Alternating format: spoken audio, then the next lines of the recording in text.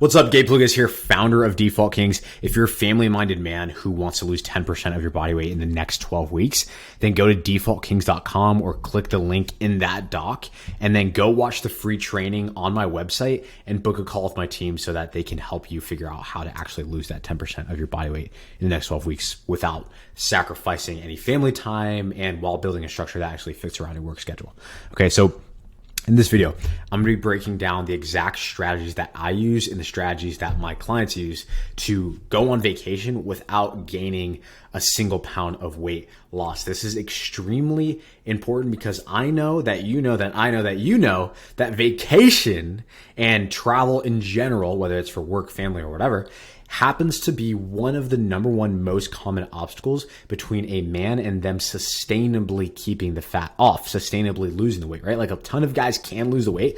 A ton of guys know the basic principles that allow you to lose the weight, which we're going to get into here in case you don't know. But a ton of guys are aware of what needs to be done, but they have these vacations, trips, work trips, whatever it may be, come up, and that throws them off the rails, right? You end up just going completely AWOL, haywire, right? Because you don't know how to actually still enjoy vacation without like ballooning up 10, 15 pounds when you get back. And then when you get back, you don't want to look at the scale. When you do look on the scale, you're up 10 pounds and then it's discouraging and you're back in that negative mental cycle and that negative physical cycle of poor default action. So here is some things you do to prevent that from ever taking place again and lose the weight permanently.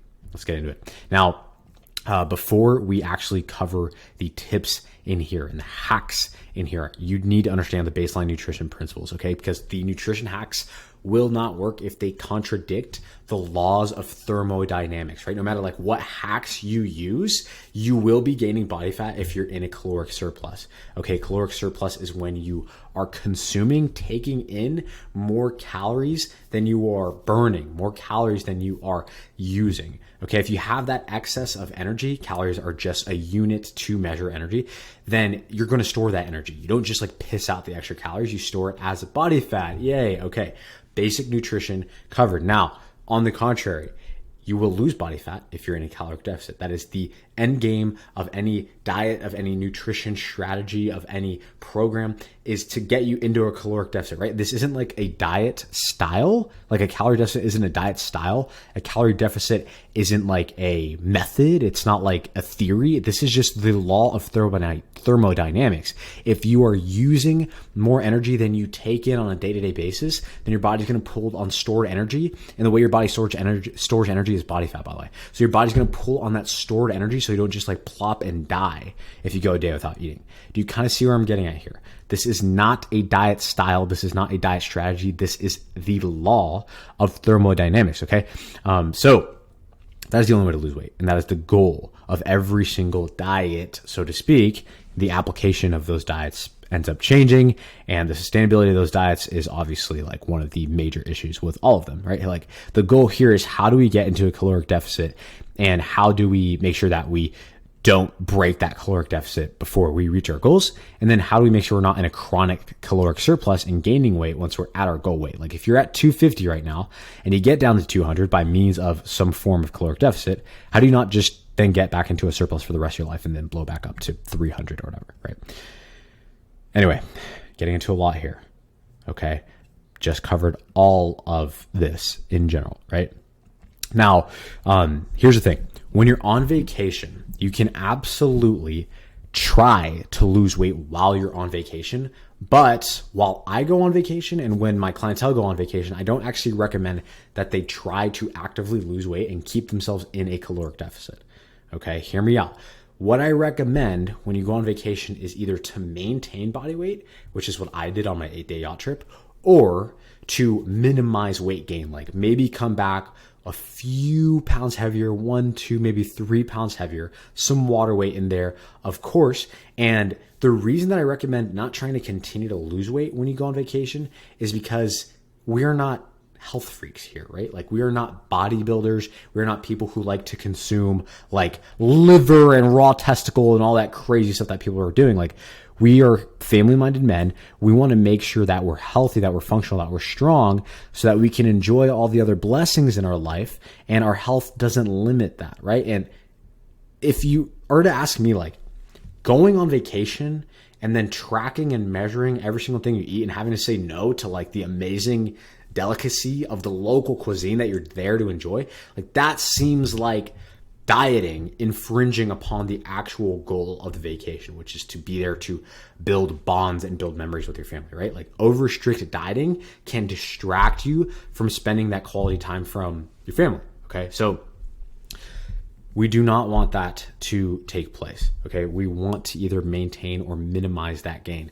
That gain, again, if you gain 1, 2, 3 pounds when you come back from vacation, a lot of that is going to be water weight, which is, again, it's not actually hindering you from your body composition goals. The number on the scale might be a little bit higher, but like you're still moving forward, right? And even if you gain a pound or 2 of actual body fat tissue, which is extremely unlikely if you use these strategies that I'm about to break down, then it's okay. That's very easy to come off. That's not as discouraging as looking down on the scale 3 weeks after vacation because you didn't look as soon as you got back because you knew.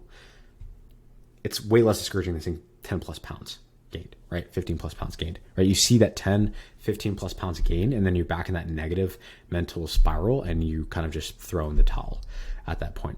Okay. So,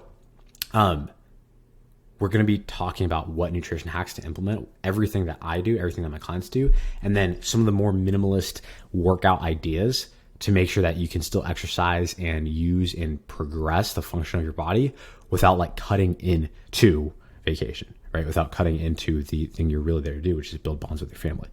So diving into this, the nutrition hacks here, the first one is going to be stocking up on beef jerky. Okay. The average serving of beef jerky is 35 grams of protein and 280 calories. And I posted this as a tweet today actually, and someone like commented under my tweet with nutrition facts from some other brand of protein that wasn't Jack Link's because it wasn't exactly 280 calories and 35 grams of protein as a kind of like gotcha, but that's not the point here. Okay. Jack Link's, yes, technically is 35 grams of protein and 280 calories. And so if you eat 5.7 bags of Jack Link's beef jerky a day, you're going to be at 210 grams of protein on the day for only 1,600 calories, which is probably more protein than you need, than the average person needs. And it's probably too little calories, right? And it's definitely, not definitely, but 99% chance you're in a caloric deficit at 1,600 calories a day, especially if you're moving around on vacation. So beef jerky, it's a good one. It doesn't go bad either, which is beautiful. You just keep it in the rental car. You keep 2 in the rental car. You keep 3 in the glove box of the rental car in your backpacks as you're walking around. Like it works. I kid you not. I might eat too much beef jerky, especially while I'm traveling, just because it's so ridiculously easy. Okay. Yes. Like that other guy who commented on my tweet did not understand. There are going to be, brands of beef jerky that have slightly different nutrition facts, but the principle is the same. They're very high protein, very, very low calorie. Jack Link's probably isn't even the highest protein, lowest calorie. Like I can almost say that with certainty. But it's the most readily available and I like it and it tastes good and I haven't even thought to try others. So if you find other ones, great, fantastic. Comment below, share that with everybody. The principle is the same. High protein, low calories, decently low calories. Next thing here, Fairlife protein shakes. Okay, Fairlife protein shakes have between 26 to 42 grams of protein each, depending on which you get, right? Like there's these core powers and then there's these core power elites, right? Elite, beautiful, beautiful marketing term from the food industry there, but I actually think this one fits and is justified because it's almost twice the amount of protein. Beauty about Fairlife is you can find them like almost anywhere, right? They are dominating the protein shake market right now for 2 reasons. Number one is they have the supply and availability. They are everywhere all the time. So everybody can always be buying them and they're the default option that we all look for. And number two is the taste. They are actually good. Okay. My biggest problem with protein shakes since the first time I ever tried one, when I was like, 15, 16 or something. My biggest problem was that most protein shakes taste like rotten breast milk. And that is not something that you want as part of your normal nutrition because at some point, especially when motivation is low and fatigue is high and your willpower is fading, like it does for everybody, that might be a reason why you don't consume the protein shake. And all of a sudden, you're not hitting your protein goals. You're not moving towards your health goals. And then you're off the rails because the protein shake tasted terrible, right? Anyway, not going to be a problem with Fairlife because it actually tastes good, okay? This is like the type of thing where you will crave it. You'll want it. And it'll be something that you desire because it tastes so good instead of just like have to drink for your nutrition goals, right? So look for Fairlife protein shakes for sure. They're everywhere, 7-Eleven, airports, all over the place. I realize I live in Orlando and we have like one of the biggest airports on earth apparently. And so if you're like in Little Rock, which I've flown out of Little Rock recently, so I understand that that's like the smallest airport on planet Earth. They may not have these, but either way, Costco, Sam's, like any major city that you're traveling to is going to have these at some place, right? Tip number 3, drink lots of coffee. We got the mean mug here with the Black Rifle coffee mug, with the happy mug, Mr. Gabe smiling, drinking his morning coffee. Guys, the reason I recommend drinking a ton of coffee while you're on vacation, like more than usual, okay? Excuse me.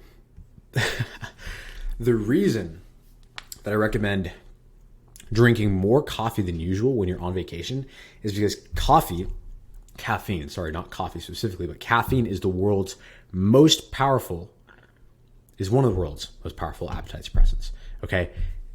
General rule of thumb here is when you're getting your morning coffee, especially while you're traveling, just avoid the Starbucks milkshake frappuccinos, the 680 plus calorie crap that the people with the blue hair are making, okay? When I say coffee, I mean like actual coffee, okay? The general rule of thumb here is the fewer ingredients in your coffee, the better, right? Black is best. Things like lattes are great because it's just coffee and milk. But as the number of ingredients increases, so do the calories, right? Like me personally, I'm a latte type guy, right? Like I'll have my black coffee with a splash of milk, or I'll just get a latte, 2 ingredients, relatively low calorie, not getting any of the frozen mixed up stuff with a bunch of added syrups, a bunch of added sugars, and a bunch of just unnecessary stuff happening. Okay. Again, overconsume the coffee. You're going to notice that you're way more satiated and there's way less hunger cravings. Tip number 4 is order double protein at restaurants. And when I say this, I am not kidding in any way, shape, or form. And if this sounds absurd, if this sounds insane, then that's to be expected, because whatever thought processes you currently have in regards to nutrition, whatever beliefs you currently hold in regards to what is normal about nutrition, have led you to the exact spot that you're in right now, which is 240, 250 pounds overweight, right? So, although this might sound crazy, ask yourself, is it crazy, or is it just a thought process or belief that is different that people who are healthy actually carry and actually apply to their day-to-day lives, right? Like which one of those is more likely? So that's up for you to decide. But anyway, something that myself and all the other healthy men who I travel with tend to do, depending on the serving size of the protein that we receive, is order double protein, right? This is a picture of just one of the double protein meals I ordered while I was in Croatia on this awesome yacht trip. And I asked them, what are your specials? Like, what do you guys have? And they said they had a steak of the day and a fish of the day. Okay. And I asked the server politely, like, okay, cool. Like, how big's the steak, right? How big is the steak? Because most restaurants, like if you get more than 4 to 6 ounces in terms of protein, that's being generous from most restaurants, right? His answer was not very certain. It was like, yeah, it's good. You're big guy. I'm like, okay, it's good. Like, you're not convincing me here, pal. So what I'm going to do is I'm going to get the steak of the day and the fish of the day. And that was definitely enough protein. Absolutely enough protein, right? If you order double protein, it's going to be more likely that you get into that 60 to 100 grams of protein per meal in one sitting versus like trying to scrape by 40 to 50 grams of protein in a meal and like hoping that you somehow, maybe, possibly, by the grace of God, hit 140, 150 grams of protein on the day, which is probably too low for you. So again, it might sound unusual, but that's okay. Like, you need to actually change your behavior, and there are going to be slightly uncomfortable things that you do if you want to change your outcome. And if all this stuff was going to be easy and like totally intuitive for you and totally normal, like, you wouldn't be where you are right now, right? In terms of your health. So grab your nutsack, order double protein, please. Politely. Number 6 is pack protein powder in a Ziploc bag. Okay. This is awesome because you can just get like your normal tub of protein powder from anywhere. We're not going to do a protein powder video right now in this moment, but your tub of protein powder.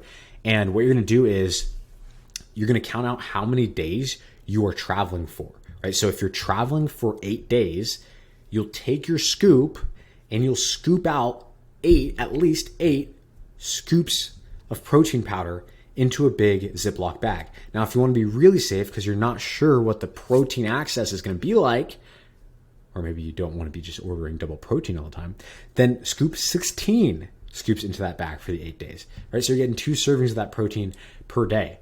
And you're going to scoop it into that bag, throw the scoop in there so that it's easy for you to serve that later, and pay $10 for a blender bottle if you don't already have one, which you probably already do, but bring your blender bottle too so that you can shake it up easily, right? So you're not sitting there like trying to find a glass in the Airbnb and there's like no way to mix it because the Airbnb place didn't have like spoons and you're all frustrated. The reason I'm saying this is because these have been legitimate reasons, not legitimate like justified reasons, but these have been actual reasons why I have not consumed the protein powder that I have brought on vacations. Because it's inconvenient to mix, because I didn't bring the blender bottle, right? Because I didn't bring the scoop or something like that, right? Because I ran out and I needed more. So all real life stuff here. Bring the scoop, count out how many servings you think you're possibly going to be needing. And the only thing to be careful with here is this. When you bring protein powder on vacation, when you pack it in your Ziploc bag and throw the scoop in, anyone else who is health conscious around you, if they hear about your precious contraband, they will be asking you if they can bum a scoop of protein off you like it's a freaking cigarette. Okay, so that being said, if there's other people who want to be healthy around you, then keep this a secret or bring enough to share with them. This happened to me while I was on the boat. There's somebody on the boat who packed protein powder into their Ziploc bag, and I actually didn't on this boat trip. And I looked at them and I was like itching to like ask them for some. Like, I almost made a joke, but I can see that there's like a level of discomfort and secrecy around it. And that's real, okay? Like, that will happen. People will be like, yo, can I have some protein? And you don't want to run out because of that. So keep that in mind. Tip number 5 here is overstock water. Okay, so water bottles are like ammunition. It's way better to have too much and never use it than to not have enough when you really need it, right? This is why when you're traveling, at least, I recommend just buying the plastic reusable water bottles. Like, the wife or whoever's with you might think that you're killing the turtles or whatever, but that's okay. Like, I promise the turtles will be fine. I think, hopefully, I think so. And I'm sure that the wife won't mind that you are hydrated and healthy on vacation.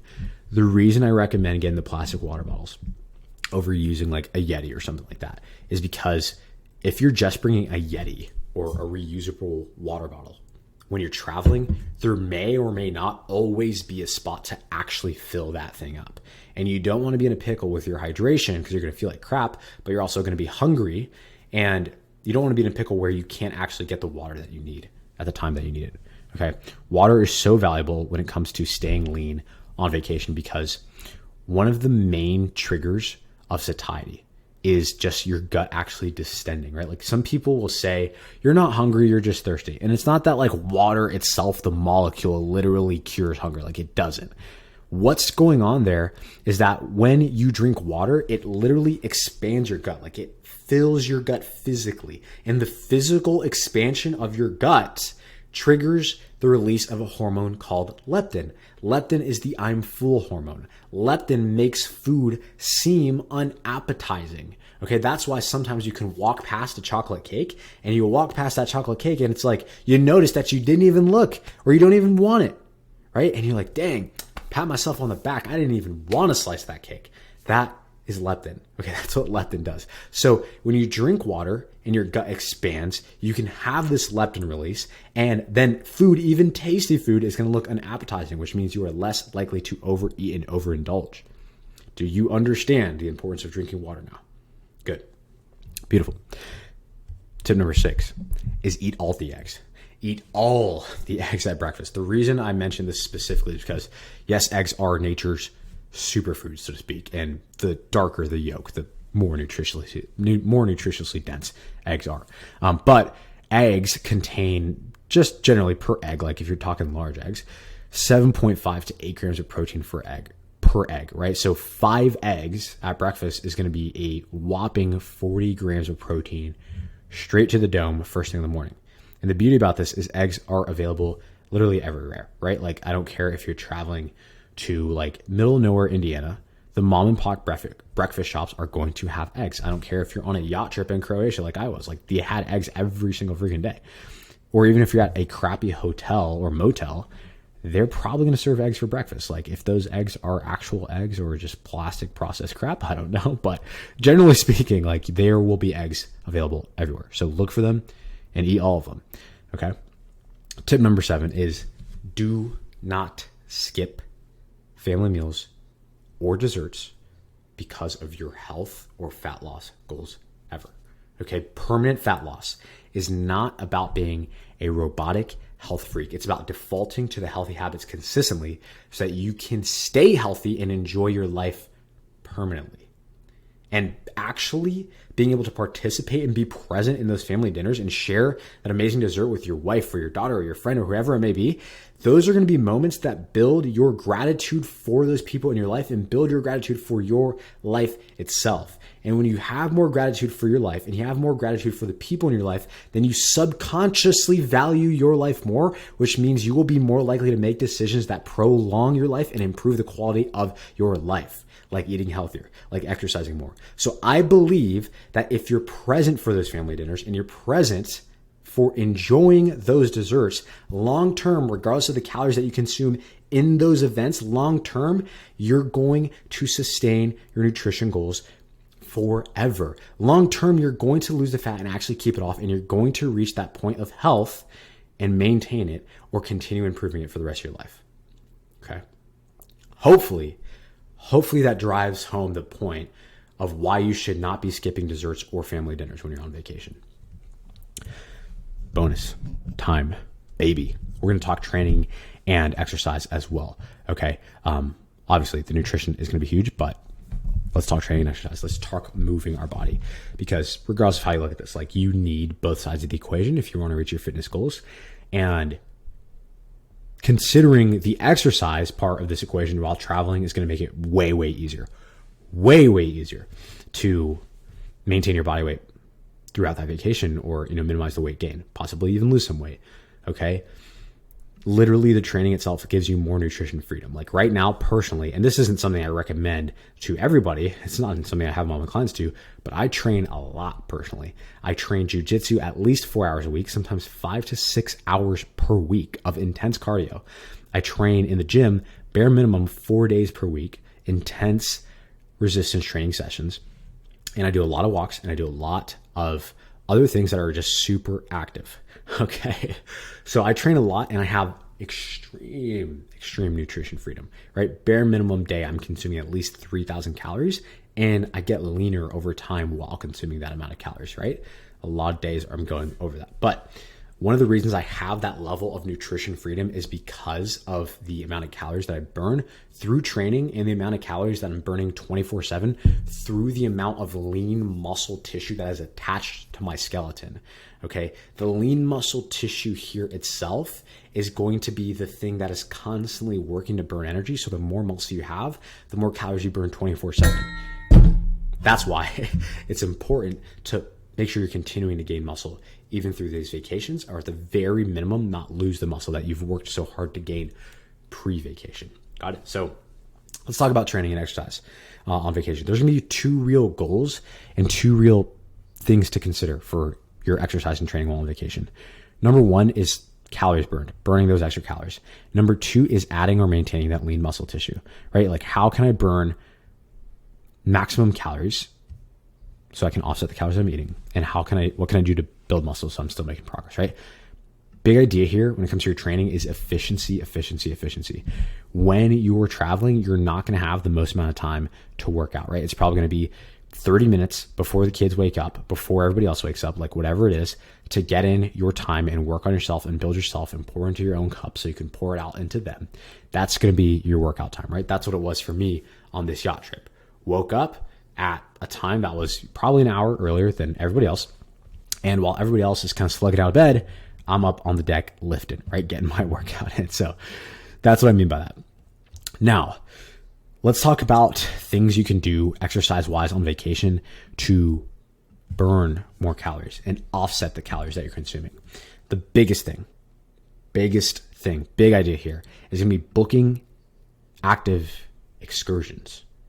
Right? Like, do things and schedule things and lead your family by planning things that move your body. Okay, I'm talking bike rides. I'm talking hikes to the beautiful waterfall or up the mountain. I'm talking kayaking, whitewater rafting, ziplining, sightseeing, scuba diving, snorkeling, swimming, cave rappelling, throwing a frisbee, throwing a can jam, setting up a game of can jam, getting a Roby frisbee. It's like a little bit easier to throw. So if you don't have the most athletically inclined human beings as part of your group, like everybody can throw a Roby. It's pretty easy. It's like foolproof. Renting electric bikes. This is what I did in Croatia. And yes, electric bikes, this generation has gone soft with the electric bikes. Absolutely. Right? No, I'm kidding. But a lot of these electric bikes, they actually still require you to pedal. And so you're still putting in that effort to bike. You're just you're going further faster. Like, it's just a hack. Rent electric bikes, okay? Run on the beach. Take your beautiful, amazing wife on a walk on the beach. I'm sure that's going to benefit you in more ways than just burning more calories on vacation. There's probably going to be actual additional calorie burning activity taking place that night because you took your wife on a romantic walk on the beach. Like, come on, win-win, double whammy, let's go. Run to lookout points, jog up to lookout points, right? Do anything that combines fun and movement. You're going to burn those calories without even thinking. And additionally, this is going to start building a positive emotional association with activity for you and your family. And that's going to increase the likelihood of them repeating that behavior when they get home. And if you're talking about changing generational patterns and breaking generational curses of obesity, of poor health, of laziness, like I'm trying to do, because my father and his father and all my uncles all had diabetes and all have heart disease and all didn't have these healthy habits. Like, this is one of the best ways to do it. Create that positive emotional association with activity and health with your family while you're on vacation and you have the opportunity to do so. So they start to develop those healthy habits too, right? Second part here, building lean muscle mass through your workouts on vacation. What do we do? Let's first consider the 3 activators of muscle growth. The 3 activators of muscle growth here right now. Number 1 is intensity. When I say intensity, what I'm saying is how close you're training to muscular failure. Okay, this is the subjective level of effort that you put into a set of an exercise.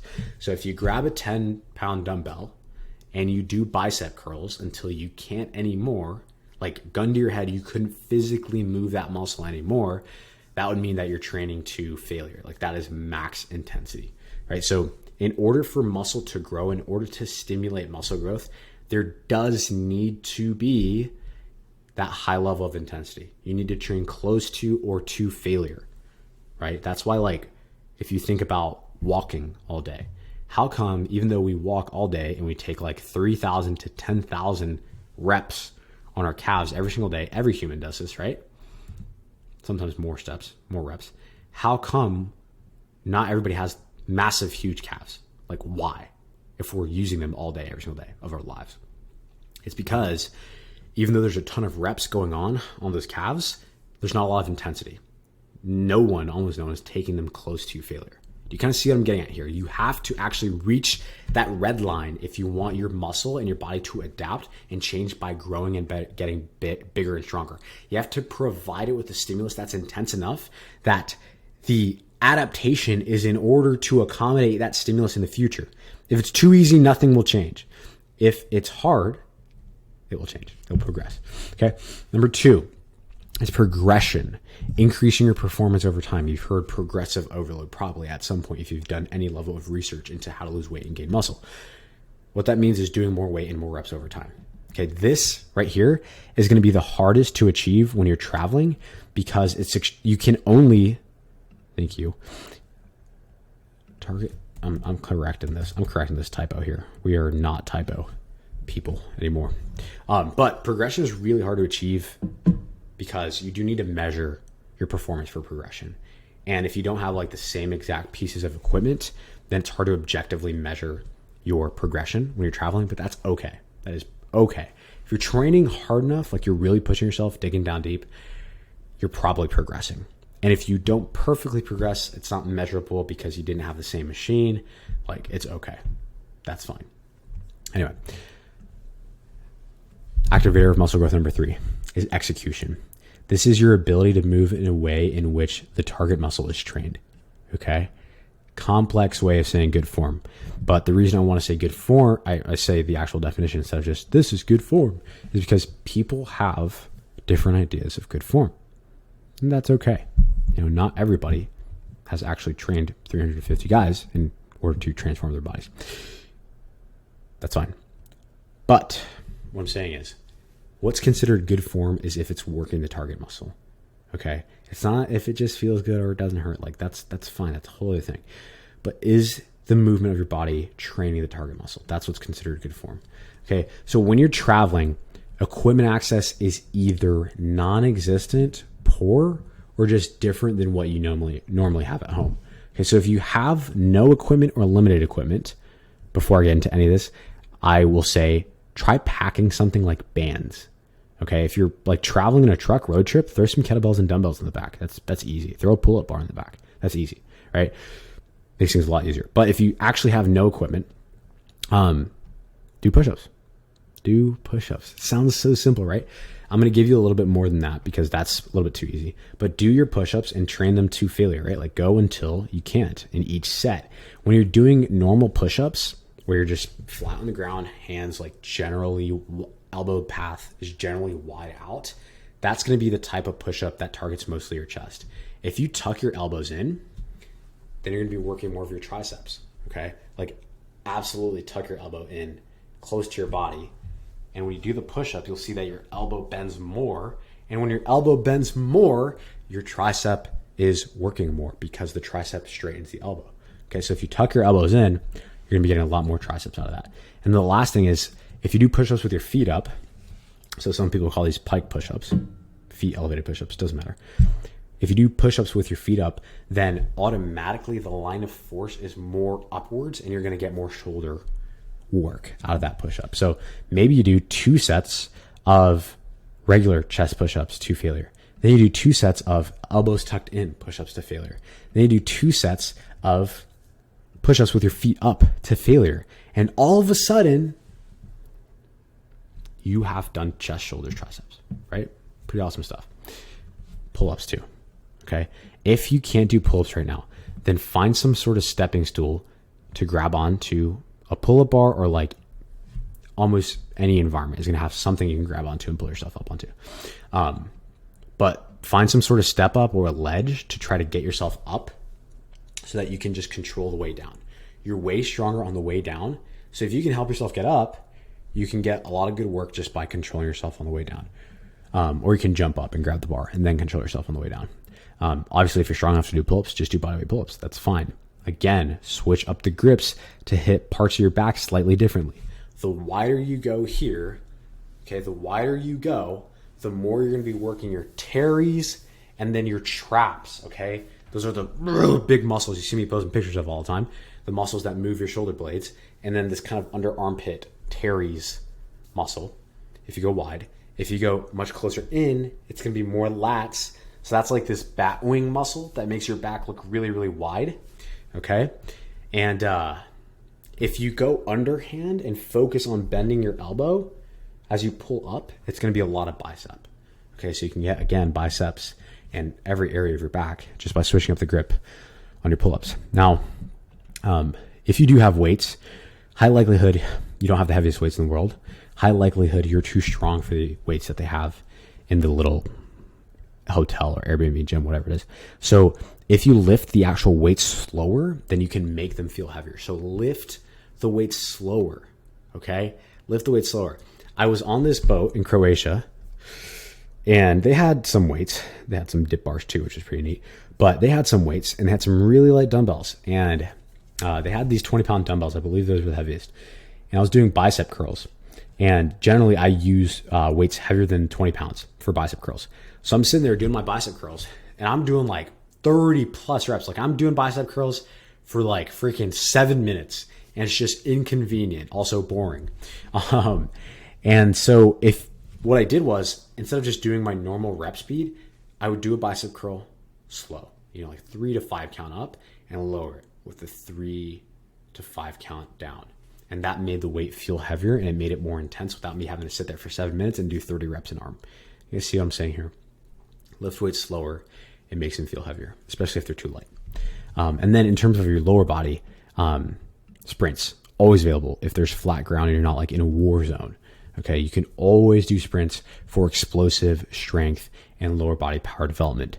Do intervals, right? Bring your boys out, like race them, challenge the other men in the group. Like, hey, I bet I'm faster than you, right? Men hate turning down a challenge, so that's a great option. And then if you do have equipment, but it's just different, like let's say there's a gym, right? But it's just different. It's not exactly what you got at home. Then your goal is to replicate movement patterns. What that means is, let's say you normally do a bench press. That means that you can also do a dumbbell bench press. Okay, it's the same movement pattern. Like it's a different piece of equipment. One's a bar, one's a dumbbell, but our body's doing the same thing. So the same muscles, generally speaking, are working. Excuse me. Right? You can also do a chest press machine. Same movement pattern as a bench press. You can do dips, push-ups. All of these are presses that are going to train your chest, shoulder, and triceps. You see kind of what I'm getting at here, right? There's other examples I can go into. We can do pull-ups. We can do lat pull-downs. We can do lat pull-down machines, right? We can do bent over rows. We can do machine rows. We can do cable rows. Do you see how they're the same movement pattern, right? So if you normally start your workout at home with a barbell bench press, but they only have dumbbells, do dumbbell bench press in place of the barbell bench press. If you normally follow that up with a pull-up, but they don't have a pull-up bar, follow that up with lat pull-downs. So you see what I'm getting at here. If you normally do an easy bar cable bicep curl, and they don't have an easy bar cable bicep curl, then do dumbbell bicep curls. Okay, replicate the movement pattern to train the same muscles, generally speaking. Okay, so guys, I know this was a lot, but I'm glad, because this is literally every single thing that I do and every single thing that I recommend my clients do, so that they can go on vacation without gaining body fat. And they're not blowing up when they step on the scale, when they get back and getting all discouraged and losing hope and throwing in the towel, right? And never winning the battle to permanent fat loss. Now, I know all of this is a lot. Like this is something I will never sugarcoat, okay? Actually achieving this is not the easiest thing to do in the world, which is why most people don't do it, which is why 75% of people in the US, 75% of men in the US are overweight, right? Like I'm willing to bet that you are probably actually a disciplined man. Like you probably have good values. You're not a lazy bum. You're hardworking. You've probably achieved and built other things in other areas of life, like your family, your career, etc. But you still haven't figured this out. Do you see how it's not actually the easiest thing in the world? Fine. Perfect. Understood. That being said, the way to make this feel easy is by building it into your default actions. Hey, these are the subconscious habits that you default to when you're unmotivated or motivated, when you're tired, when you're traveling, when you're just feeling lazy, when you're bored. These are the things that you do mindlessly, right? Like all of these things, I don't pull up this freaking awesome doc every time I go on vacation and read and have this checklist of like, oh, I need to do this and I need to do this and I need to do this. No, nobody does that who's actually successful at this. It's impossible to sustain this unless you build it into your default actions. We just do it almost mindlessly. We do it on autopilot. Okay, so that's what I teach in my program. And what we do is we promise that you lose at least 10% of your body weight in 12 weeks. If not, you don't pay. And we teach you how to build the muscle and functional strength that comes along with that. And the main goal really here is that forever consistency. So you can go on vacation and lose the weight. Go on vacation and not blown up and be on this yo-yo cycle for the rest of your life. That discourages you mentally, and eventually at some point you will throw in the towel, and that will be a part of your life that you just view as failed, and that's going to not really build positive benefits towards who you believe you are and who people view you as, right? So if you want to lose 10% of your body weight in the next 12 weeks guaranteed, go to defaultkings.com, watch the free training video on how to change your default actions. I break it down in that free training video, and then book a call with my team so they can help you figure out how to actually structure that around your day-to-day life and around your family priorities. That's it, guys. See you on the next one. Peace.